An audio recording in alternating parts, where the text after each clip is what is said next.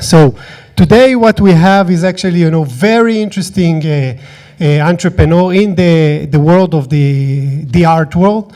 And what they are trying to do is actually change the way we experience and interact with art in museums. I can tell you personally that now I use it constantly, especially when I go to Prado with visitors, using the application to actually show people beyond what they see in the painting. And that's what we're going to see today. So I want to present Iñaki Arredondo, the founder, the co-founder and CEO of MedPixel. They are the founder of Second Canvas, the application that we're going to see today. So with that, Iñaki, the stage is yours. Okay, thank you, Nir. You already said everything, so just to say that my company is a 15 years old startup. So it's quite different because we have this 15 years old, the first 10 years focus on innovation as a digital agency, and 5 years ago, more or less, we just focus on art and the things you are going to see today. So first of all, just let me start with a very short video. Yep.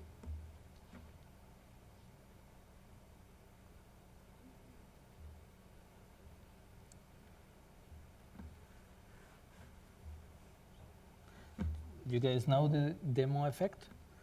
This is right here, right now. Good.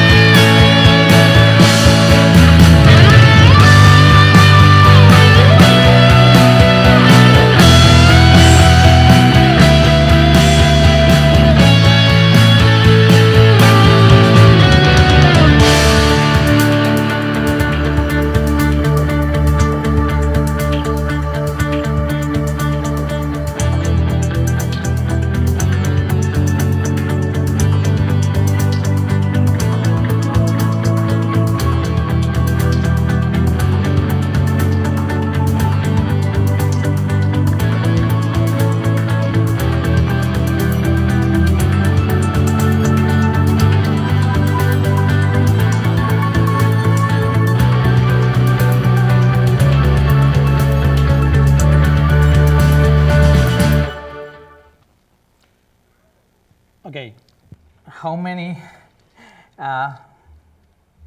of you think that art is a boring thing?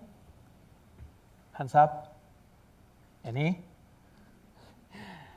How many of you think that museums are boring places?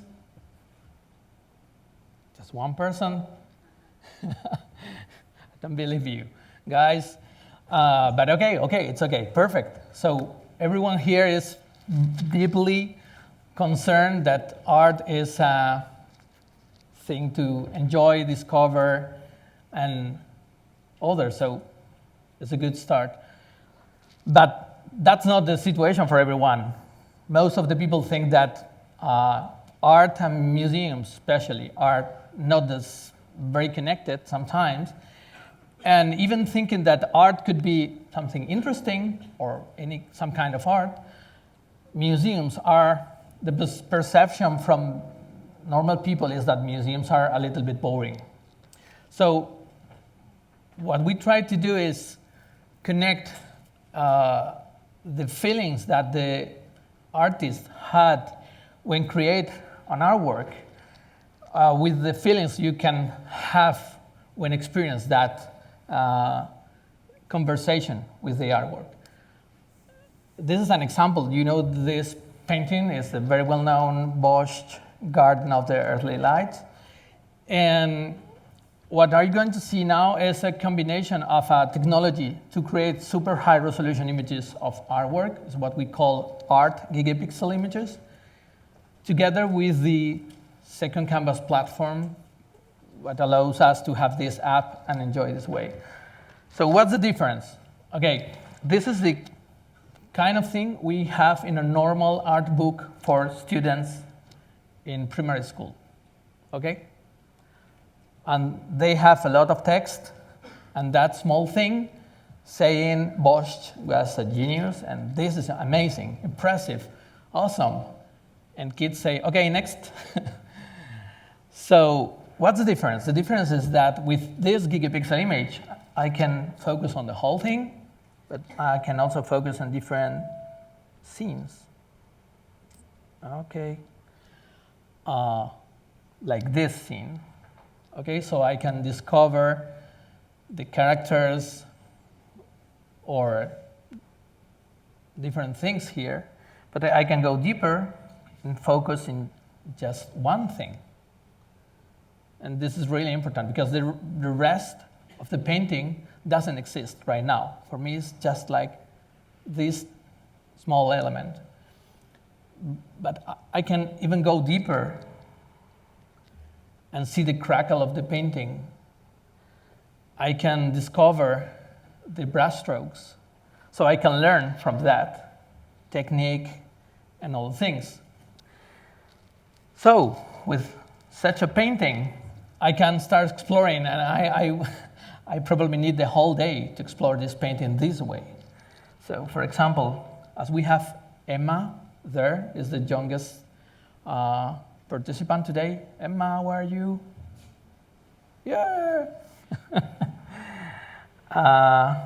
Okay, this is for Emma. This is their favorite animal for my kids on this painting. Yes, a little bit scary, but it is. And so we can, I don't know, discover on the left, you know, this is, this scene is Adam and Eve with God making the introduction.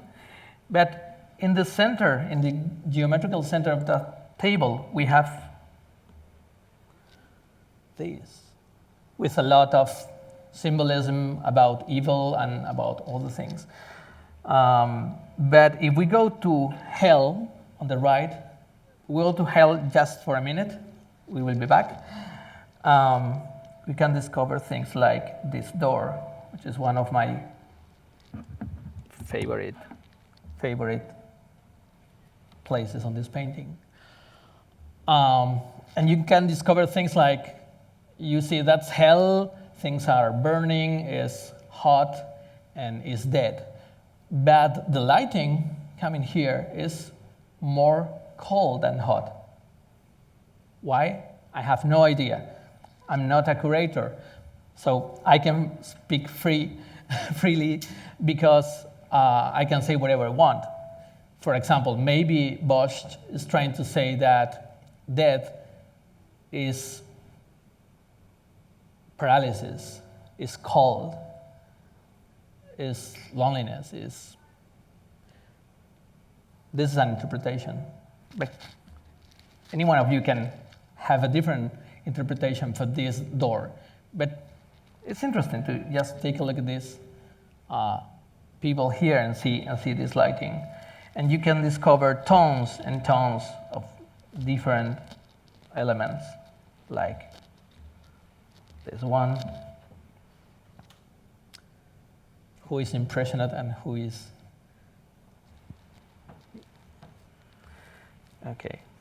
So with this technology, we put in the hand of the people the possibility to explore paintings and other kind of artwork and discover by themselves and enjoy by themselves. But then when we are capturing this kind of, with our our gigapixel technology, this kind of thing, we are in, you can imagine, in a museum. When the museum is closed, no one is there. We have a very special moment with a very good moment with the painting. And of course, at any digitization, we start alone, but then people from the museum come just to take a look and to ask questions and say, hey, this is technology, I want to take a look. And then after, I don't know, an hour talking, they start talking as well. So we start listening, and they start talking about the painting and a lot of secrets and stories behind. So next step, what we did is to put that information on the app to combine this freely exploring experience with these stories from the museum. So we have this storyline here, and we can just tap here and learn about this brethren of the common life. This is one of the interpretations of this element. Or we can discover this alchemy symbol, or the scene we said. And if you are not from this, you are not very used to understand this kind of characters, we have a link here. So you can jump to our website, learn about the Genesis 2:22, and then back here and continue exploring. And go deeper and talk about the iconography. So we have a lot of stories here. This is the second step. The third step was like, okay, what if I want to share my own vision as a user? I want to share my own stories. So I discovered this dog, and I don't know, I have something to say about him. So I can just share this element. Okay, here we go. So we get a snapshot of this specific frame, and you can share it online with a couple of hashtags to identify the painting and the app. So we are creating a conversation on Twitter, for example, or on Facebook around this painting, very well known, but now it's like another life in social media for him. And okay, but next step was to, okay, now we know we can learn about the painting and discover things like, this is one of my favorite, because here you can discover these tears. You cannot see, even if you are in front of this triptych at the Prado, you can see one of that tears and imagine that could be others, but you cannot see the tear that is forming on the eye, or the red part of the eye, because it's irritated, because it's crying. So it's really, really impressive how these Flemish painters had this very, very accurate technique. And then you discover that maybe because of that, this is so powerful, and you receive all that information maybe your brain cannot process in a conscious way, but in a subconscious way, you are getting all that things. So as my t-shirt said, this is all about having superpowers, because it's the best way to enjoy everything, and especially art. So we said, okay, this is like having superpowers, this kind of super zoom and these hidden stories and all that. So why not give more superpowers through this app? And then we said, okay, there is a technology called infrared reflectography. You probably know about that. With this technique, you can see the sketch behind the painting. So you can discover if there is a sketch, carbon sketch, you can discover it with this technology. So we put it here. So this is the sketch on the painting. And you can zoom and focus on different parts. You can discover that neck with the blood. It's like, wow. Why? No idea.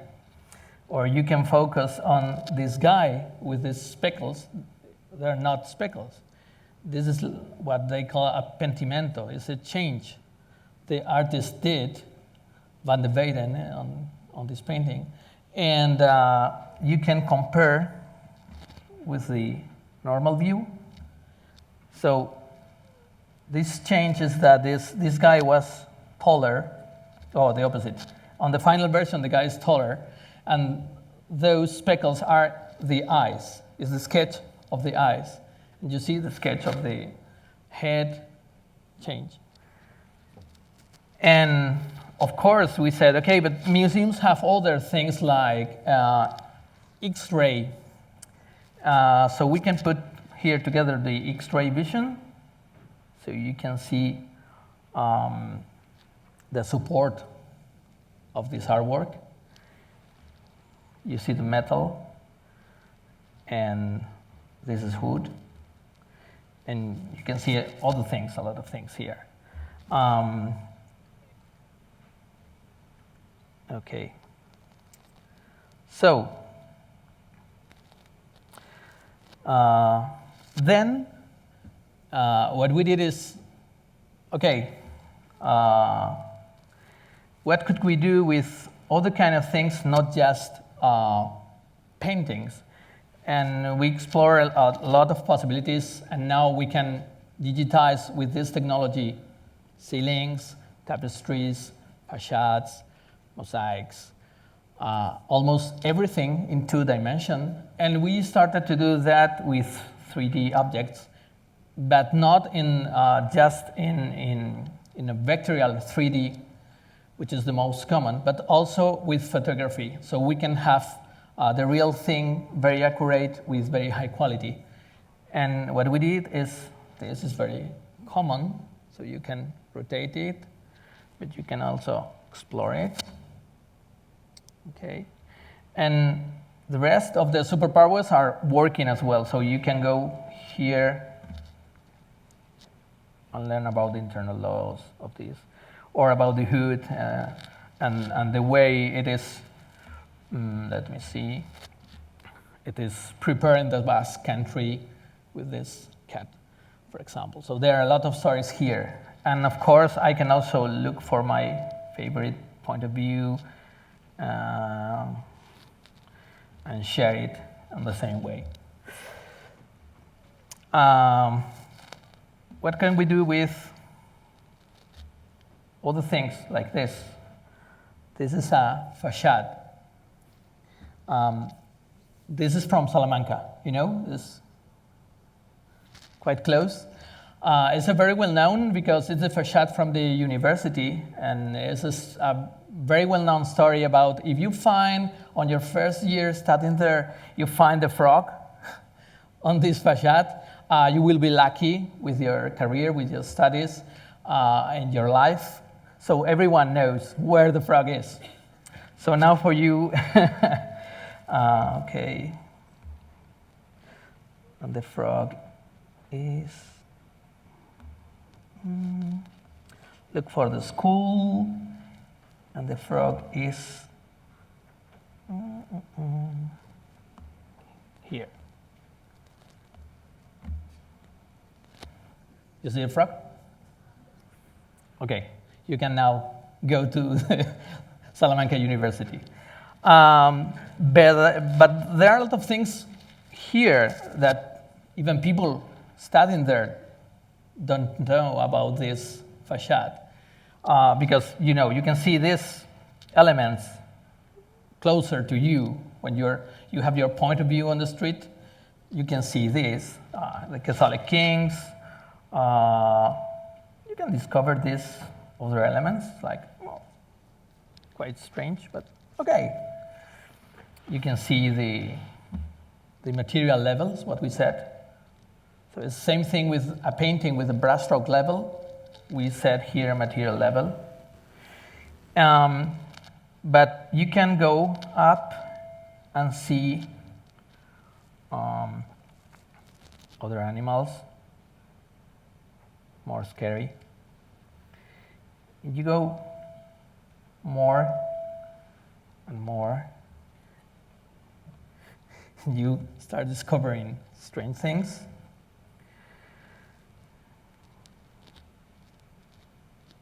More scary and strange things. And more. And now you have here the Vatican and the Pope. Oh my God. So, this is a message, but it's so far away from your point of view that no one is seeing that. Even we discover a very interesting thing here, which is, how difficult is conservation. But it's worse than that, because if you go here, you see this mosque and these lichens, so it's really difficult to conserve this facade. And when we find this element here, with the super zoom, you can see that 95% humidity. Even with the, the water inside, the condensed water there. So it's really difficult. But what we discover here is even a most impressive thing, which is one of my favorites. Where are you? Here. What's this? It's like a Chinese dragon, could be, in Salamanca, at the time of the Catholic kings. It has any sense? And if we go here, what's this? It's like a samurai costume, isn't it? So you can discover really, really impressive things here. And when you ask people that know about this moment in history, they tell you that at that time was the first connection between Asia and Europe. So this is very, very possible to have this kind of influence. And it could be really normal to have that dragon or this samurai costume here. And then curators start telling me a lot of stories about people some Japanese people in Granada at that time trying to give a present to the king. Wow, it's really impressive. You just start pulling, and you get a whole story for a book or for a film. Okay, so, but again, this is what you have as a student in Spain in your art book. And this is not emotional. This is like nothing for me. So as a kid, this was very boring. But if you have this is another thing. And if you have the stories together, this is another thing. Okay? So what I want to show you now is, okay, I told you that museums are creating infrared reflectographies of the paintings with old technology. And they need 1 day or 1 week or more to capture a whole painting in infrared with not so good resolution. And they have to be very careful, because with the infrared you are using not cold but hot lamps and lighting, and this is dangerous for the painting, so you have to digitize, wait for a while, capture again, and so on, so on. So what we are doing right now is creating a technology to digitize in infrared technology with gigapixel resolution in the results, and in just a few hours instead a few days. So this is what I want to show you now. This is not public, so it's just for you. Here we go. Okay. So with a zoom, in a normal museum infrared image, this could be the top level. okay? But now we can go here, and we can jump from the normal vision to the infrared vision and see that the eyes are closed, but at the beginning, this eye was open. Or you can see perfectly the sketch for the nose and the face and almost every single element. So you can focus on elements, not just on the whole thing.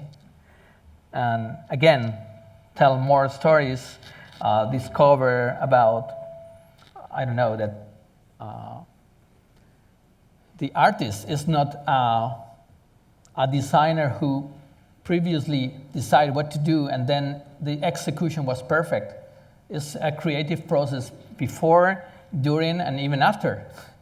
And you can see here these differences between the sketch and the final version. And then with other techniques, you can see the changes during the different versions till now. Okay, I want to finish this part with one of my favorite. There are a lot of things here, sorry. But let's say that, okay, you know, Goya, 3 of May, it really doesn't matter the nationality of the people here. For Goya, it's very clear that the hero is here with the lighting, with all the lighting and all your eyes focusing on that character. The soldiers has no face because they lost their humanity shooting that unarmed people. And if you see this position after the descent from the cross, you can see some kind of connecting dots and see, okay, yeah, this is like a crucified. But if you see this like a stigma, I think it's not casual. But for me, the most interesting thing here, when you are talking about art for people that say that art is boring, or talking about kids or adults, when you say Goya is a master, you say, okay, I can understand that Yoda is a master, okay? But Goya, similar, but it's not the same thing. And you say, okay, do you remember this Van de Weyden? So really tiny, accurate, so perfectionist. And they say, yeah, okay, I can give him a 3 because it's very accurate. And it's really, really impressive how the emotions transmit from that painting. And we said, okay, now take a look at this hero with all the emotions here and on that tragic scene.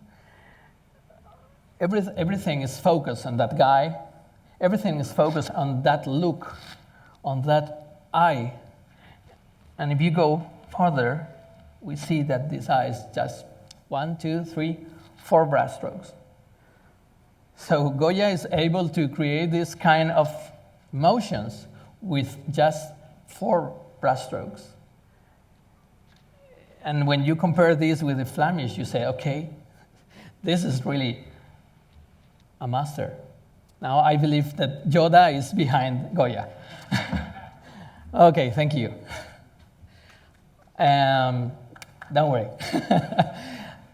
If you have any question, this is the moment. Okay. Do we? Why did you start this great project? Okay, you have here 2 different projects. You have the digitization technology in one hand, and the platform, which is the second canvas, on the other hand.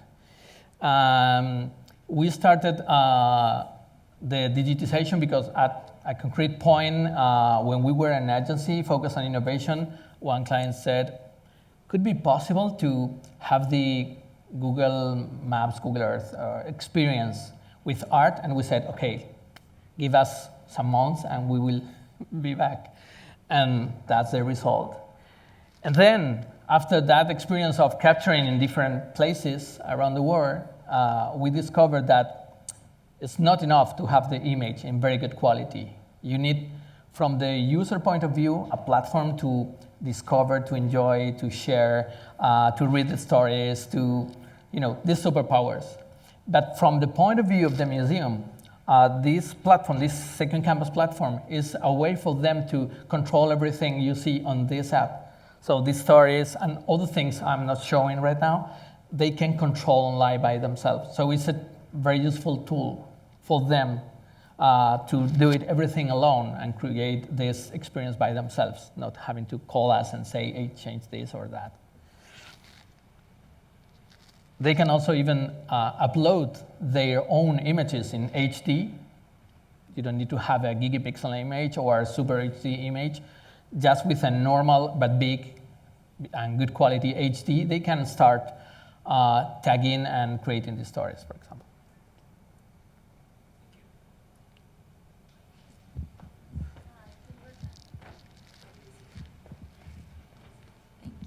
Congratulations. Thank you. I would like to know what kind of technology are you using to make this happen, and how you resolve I mean, it's very heavy, a lot of megapixels. So how is that going to, how it works so quick, so fast? Okay. I don't like the slides, so I have just a couple of pictures for that question. What we did is to put together different things that already exist and create other things that didn't. For example, we use normal high professional cameras, but we put it together with a robot we can control. We create a special software to control the camera and the robot. We create a special lighting system, a LED lighting system that we can pack in a backpack and run around the world with that lighting system. So it's a combination of different things that you put together. For example, this green light is another thing we have just created to help on focusing on very dark paintings, for example. And I don't know, you can see these vertical elements are hydraulic stabilizers we create for other situations when you have a floor with vibrations that you cannot feel. Even the camera cannot feel it, but when you have this super zoom, every single tiny movement in two blocks ahead, you can feel it here. So we create these hydraulic stabilizers combined with all the things to avoid that. So there are a lot of small technology put together, and especially the,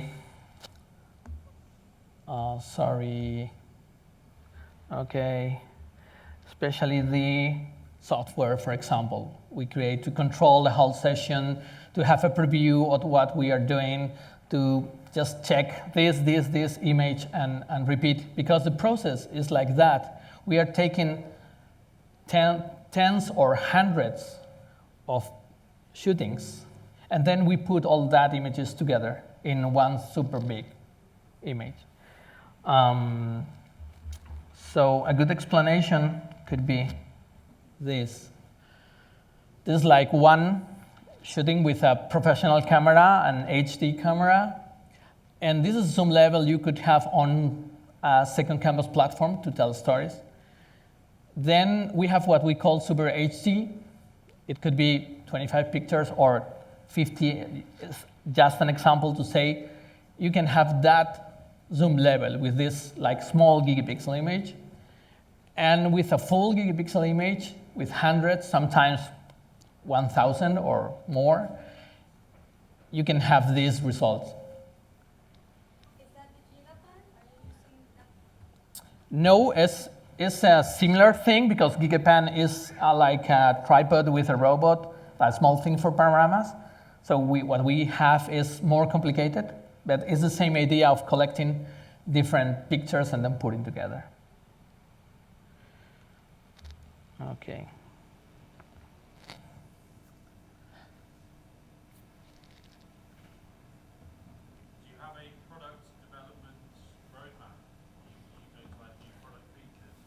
Yep.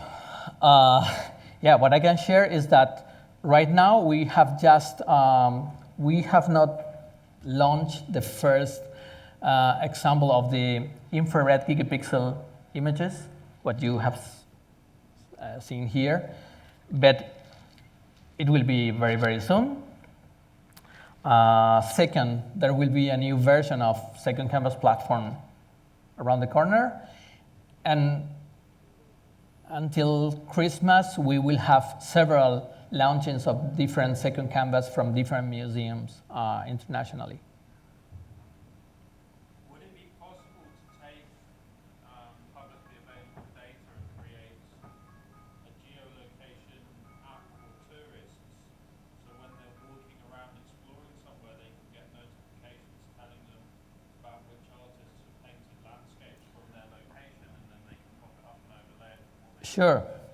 Yeah, that's a good idea, but there are already other companies and startups working on that kind of apps for tourists. So what we are doing right now is to working on the possibility to integrate this Second Canvas experience inside other apps. So we don't need to create again the wheel and reinvent it. So we can provide those people creating these tourist apps the Second Canvas experience right there.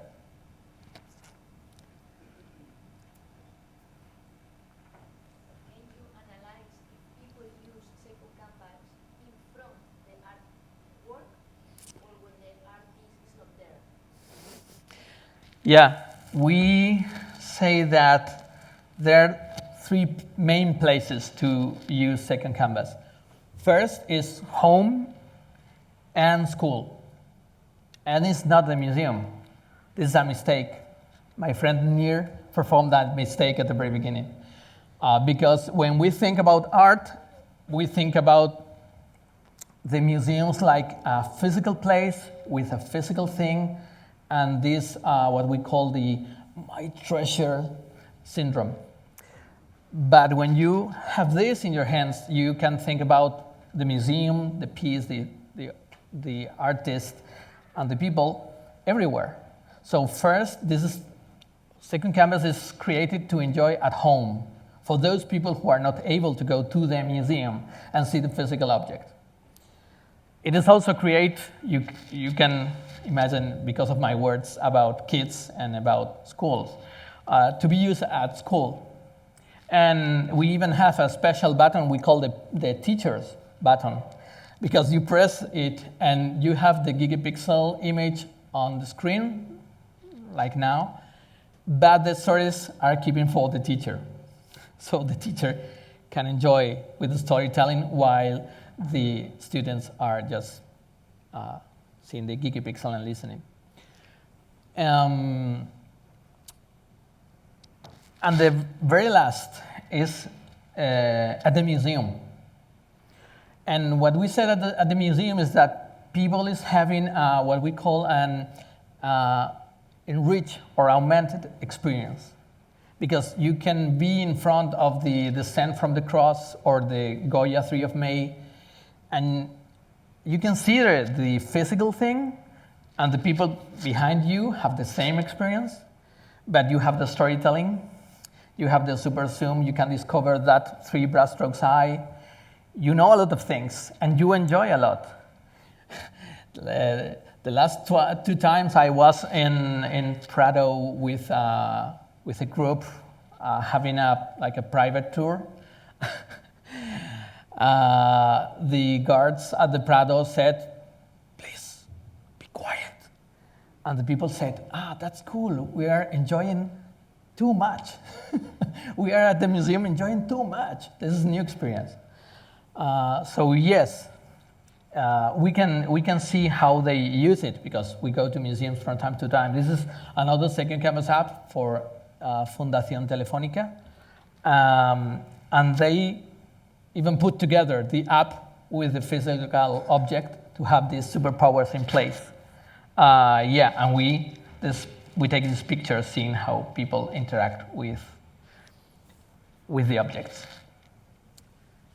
And apart from that, in Second Canvas, we have metrics So we know, and the museum knows, everything about how the users are exploring the paintings and reading the stories and sharing.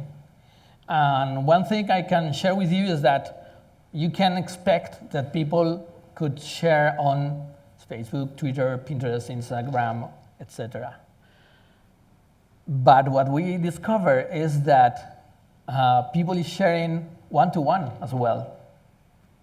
Even in the same number that on social media, they're sharing one-to-one. So they're sharing with other people and by email, for example. This is impressive because it's not just to say, I was there, I was with that icon. No, it's just to share other things, more deep and more private. It's good. Yeah. How about the rights from the artworks? Okay. Do you have control with that? It's exactly, in one hand, it's exactly the same. It's the same problem museums with contemporary art have just to publish a book or a normal app or a website. Same, because the artwork is the artwork. So if they have that thing solved, it's good enough for us. If not, it's the same problem. So it's not something that happens when we appear and say, hey, let's create a second Canvas app. No, it's something they're already working on or fighting.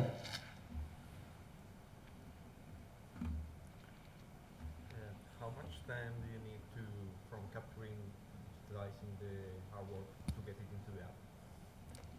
Okay. Did you hear the question?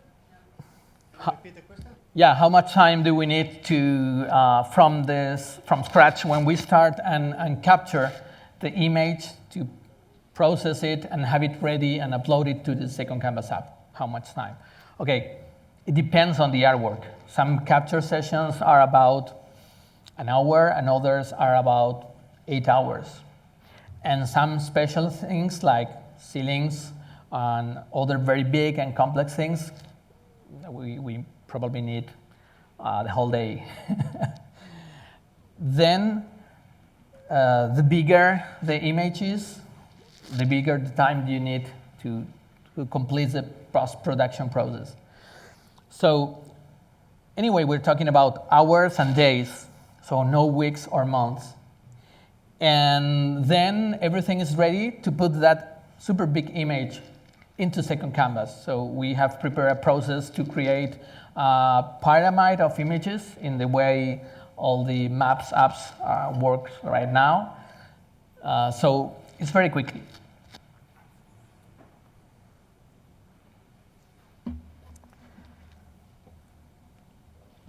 How do you promote your project?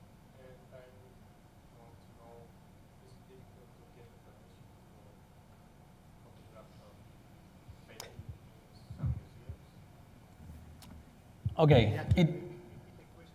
Okay. The question is if it's difficult to have permission from museums to take the photos and prepare this. In fact, we are not asking for permission. We have two business models. One business model is we have a license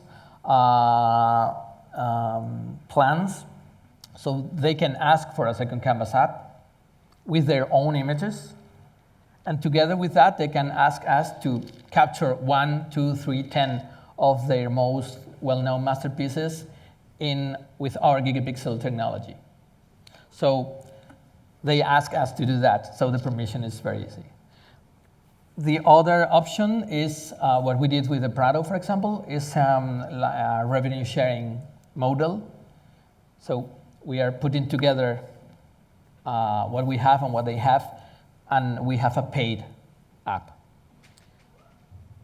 I don't know if it's an answer for your question.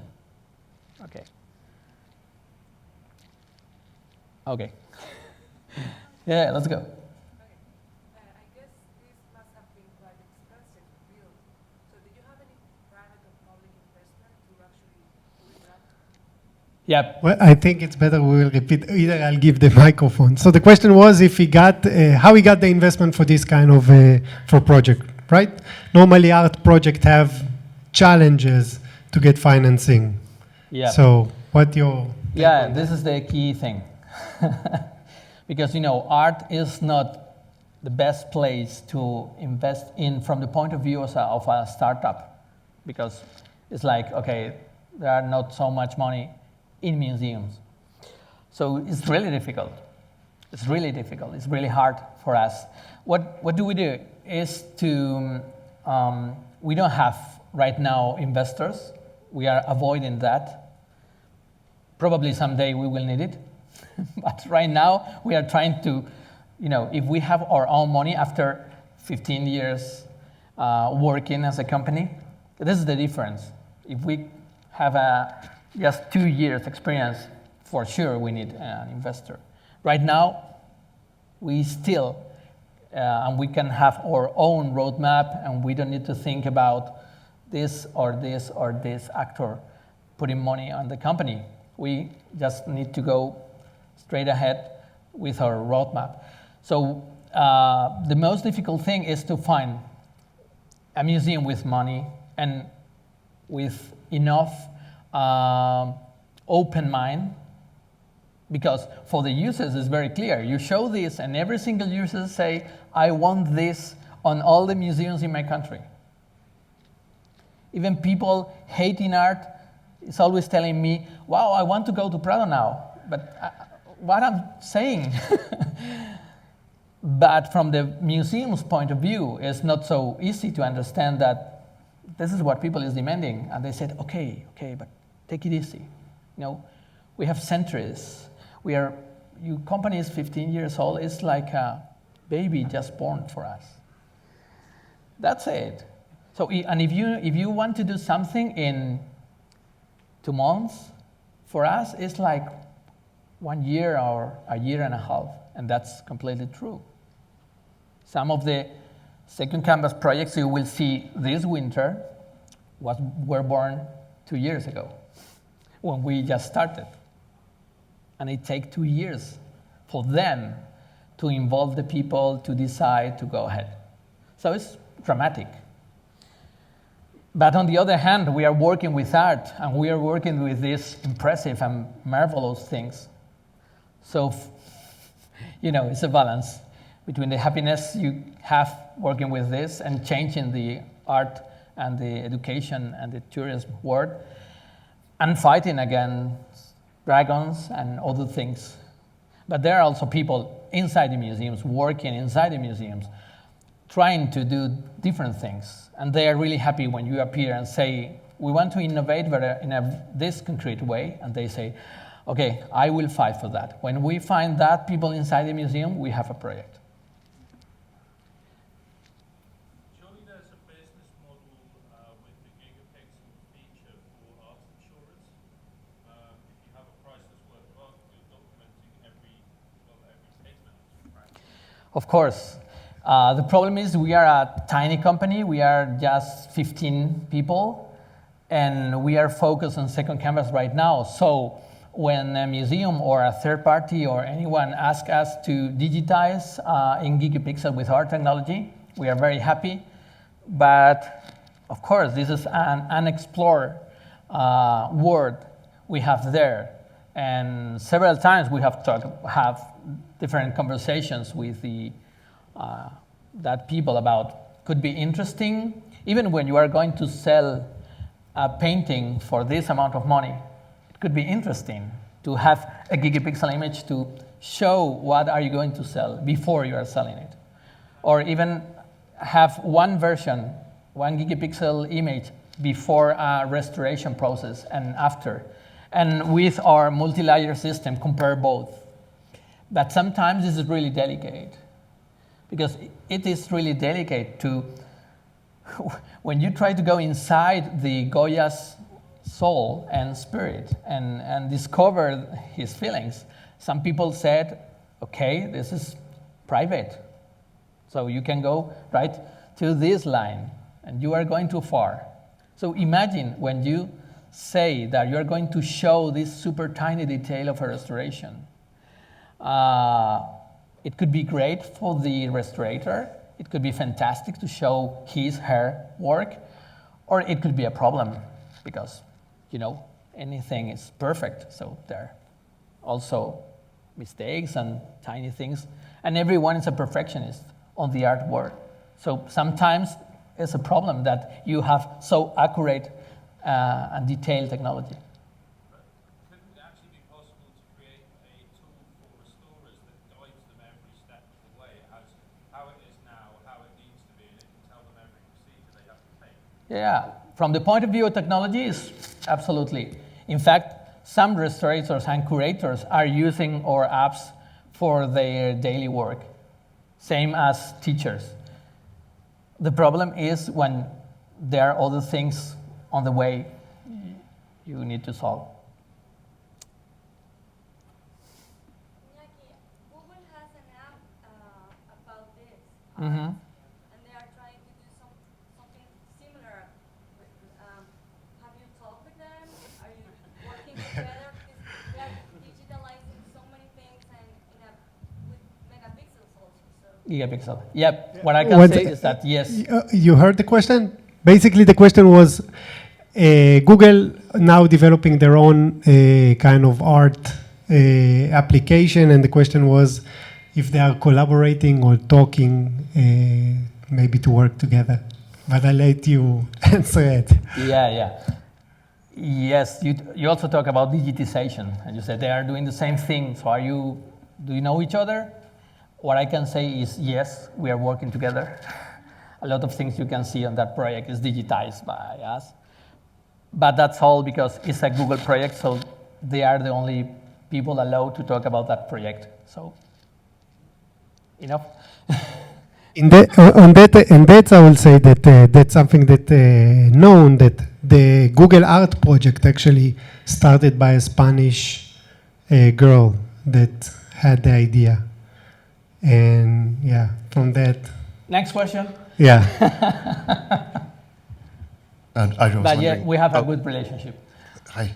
I was wondering if it's conceivable technologically that we could see this level of resolution eventually in moving images, VR even applications. Is this something that you've considered or that people are exploring? Or how far are we from that technological So to have this goal. experience on video, Yeah. video or all the things, are very different ways. Everything is an image, but video is an image in movement with a lot of algorithms and compression between one keyframe and the next one. So for us, it's a completely separate thing. And the technology we use is not very easy to reuse on video. And even that, the question is, why could you need that on a video? Because a video is a very passive way to look at a screen. And Second Canvas is very active. You are interacting all the time. So even if we could put that on a video, why do you need that? To stop the video and zoom and see something? It could be part of the screenplay, not interacting. But it's a very good question because we did the opposite, and it's one of the things we also have on the roadmap. We are creating, okay, I will not tell the name, you will see it very soon, but we are combining the gigapixel experience in a cinematic way, putting together the gigapixel image in movement with audio and other things. So you are experienced like a video with super high resolution, but at any time you can stop and explore by yourself and then continue and just sit and enjoy. So yeah, I said no, but at the very end I say yes, and you are going to see it very soon. Yeah, I have a question about that. No, I think I've Augmented reality. Have you thought about augmented reality? Like, if I think about that, I don't know if you know cave systems, like if I have like a controller and I can like zoom in, zoom out, and depending where I'm looking, I see like different views and stuff like that. Yeah. Also in the museum inside, that I can use my phone and I see it through my phone, like the internet image. If you think you have seen for sure several times that image of someone with a smartphone or the iPad pointing at the artwork, but when you see it in reality, there's no one using that.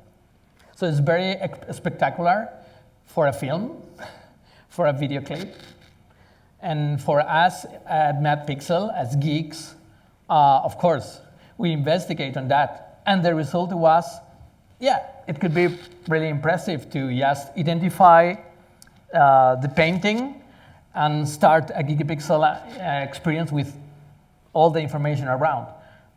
But the reality is that if you have a list of the 14 masterpieces of the Prado, you just tap on it and you have it. And this is not so good as on marketing video clips, because depending on the lighting, the position, it's not so good as it looks like from behind. So we completely abandoned that and just focus on a simplest and straight way to experience art.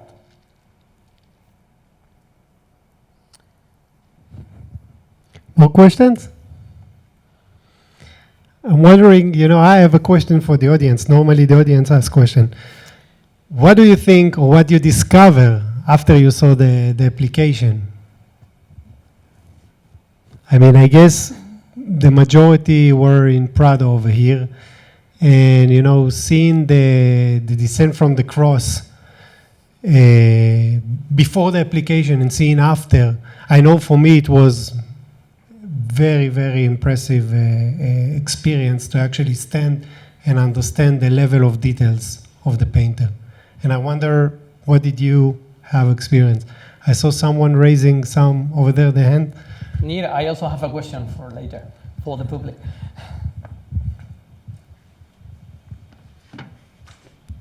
Yeah, but I really wanted to make a question actually, but I wanted to ask you, because the second canvas is for different users. So kids, people that are museums. So it's not, it's very different from each other. So people with high degrees of education, let's say, and maybe people that are not. So you kind of mentioned it really quickly that you made several research with users in the museums and all. I just want to ask you to go a little bit deeper on that. Understood perfectly. Yeah, of course. That's a problem when you have a universal app for a universal experience with so many different people approaching to art in so many different ways. It's really complicated. So that's the reason I talk about Second Canvas like a superpowers app. Because for everyone, a superpower is the same superpower, but it's used in a different way. I will answer you with one single example. Already twice, some people working with people with disabilities, with autism, and other person working with people with visual disabilities, told me, you have no idea probably, but you have created the best app possible for my people with disabilities, with autism and with visual disabilities, to enjoy art. Because for some people, to have so many information together, so many elements, characters, colors, is complicated to process on their brains. But when you can zoom and focus in just one thing on that dog and talk about that dog or that eye or other things, for them, it's easy. And then they can put in their brains that you think that is a damaged or a rare brain. They have the ability to put in their brains everything together and create the gigapixel on their brain. and understand the whole thing and understand the piece. And same for people with visual disabilities. It's like we have one person in MedPixel with a very high visual disability. So we know that very well. And for him, it's amazing. But at the same time, it's also a problem we have understanding people with disabilities, because these people with disabilities have probably other abilities improved that we don't know about. And we never say to them, people with improved abilities. No, we said just the part about disabilities. This guy at MedPixel with a very, very high visual disability, he is like, using the smartphone this way. He is the person with the best 3D perception I've seen in my life. It's really impressive things he can do and how he understands everything. So yes, what we do is to put these superpowers and give them to the people so anyone can use it. The problem may be to be accurate on these stories. So for sure, for some people, it will be like too basic. For other people, it could be too complicated. But we are trying to, find that point. I have a question. And then I have a small game just to finish. The question is, what you would like to see on the next versions of Second Canvas? Not on the next version, because it's already done. But this is like the iPhone. We're just thinking on the next of the next. So what kind of superpowers or things you would like to have or things you could do different?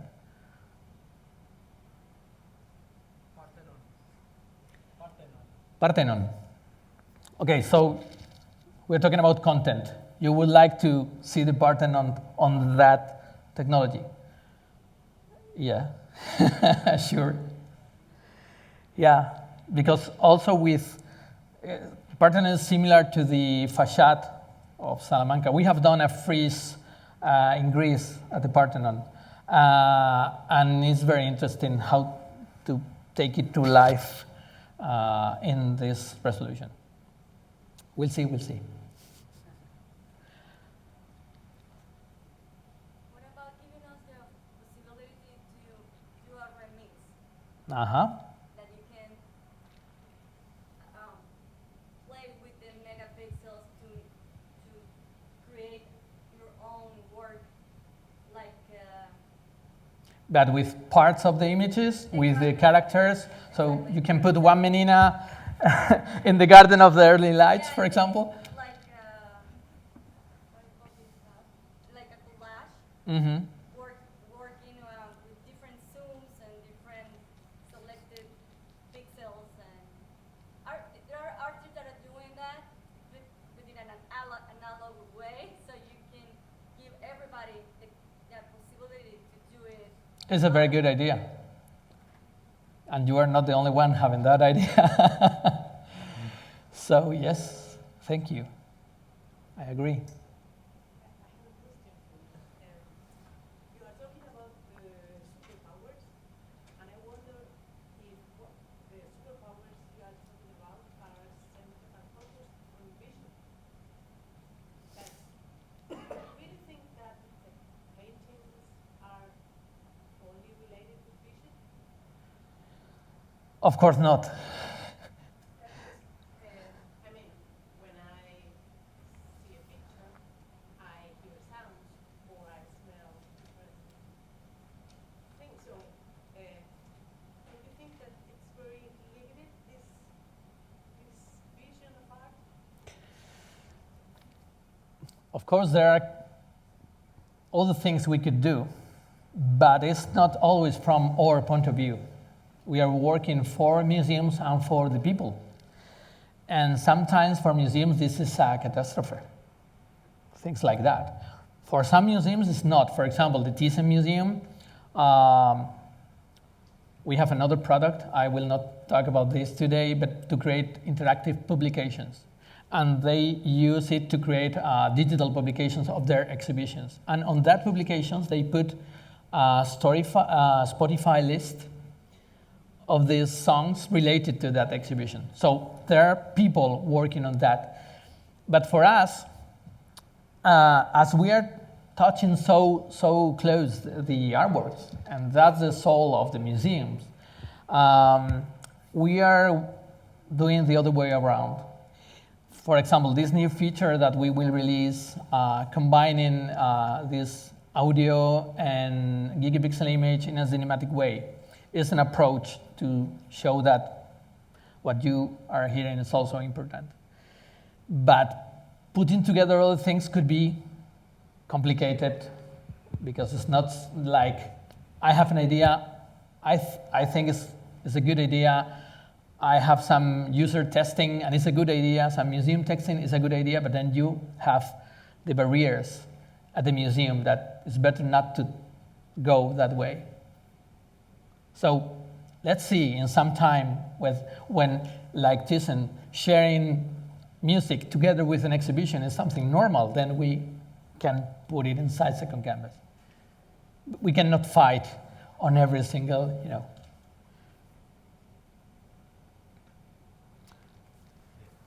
have two ideas.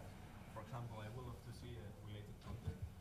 For example, in what you show in the songwriting on the Salamanca facade, I would love to see, for example, maybe there's another songwriters in another cathedral, or maybe in Paris on the same time. There's something similar.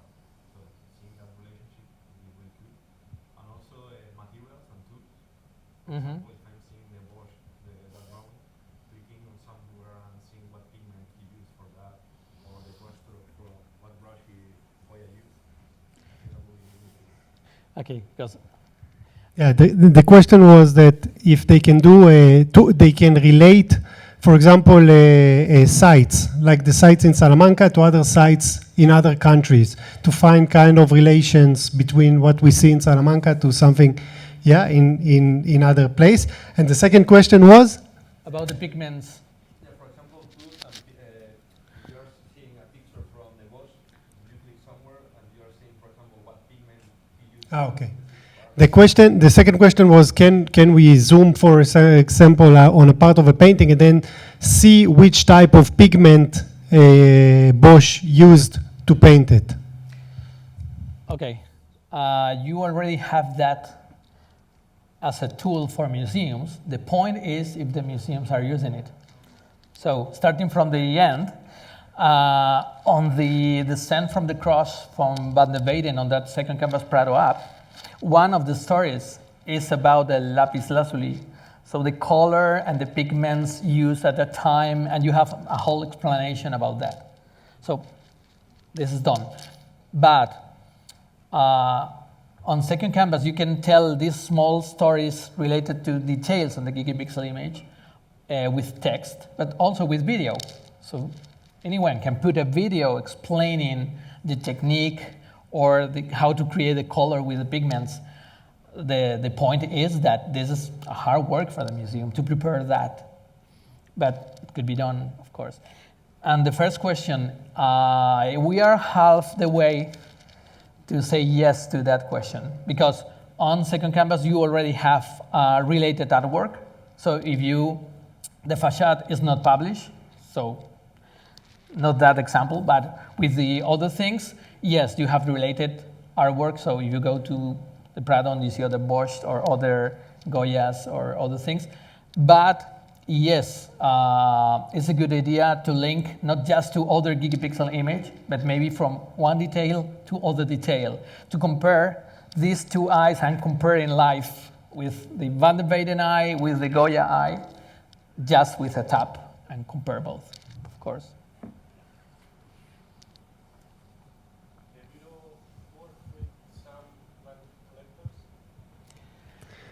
The question was if they are working with private collectors. We just had a couple of conversations with a couple of them, but no. This is another world open, waiting for us or for other one. But of course, that could be interesting.